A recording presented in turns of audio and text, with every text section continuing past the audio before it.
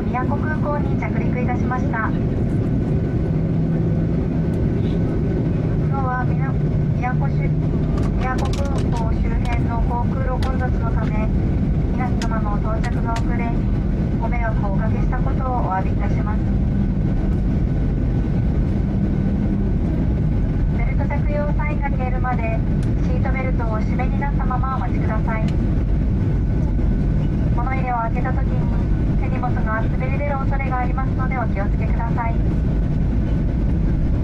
この先電波を発する電子機器もご使用になれますが、携帯電話での通話は周りのお客様のご迷惑になりますのでお控えください。ス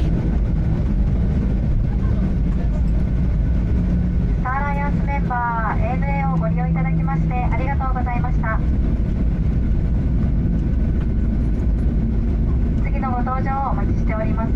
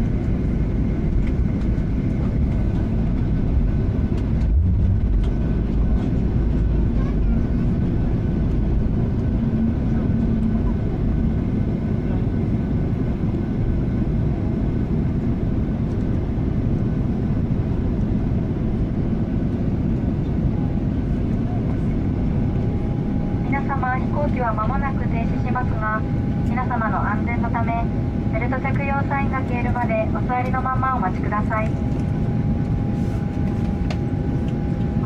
お降りの際は前方のプレミアムクラスのお客様から順にご案内いたします。ご協力をお願いいたします。ベルト着用サインが消えた後、ネクスト乗務員は安全業務を行います。恐れ入りますが、お手伝いが必要な方は後ほどお知らせください。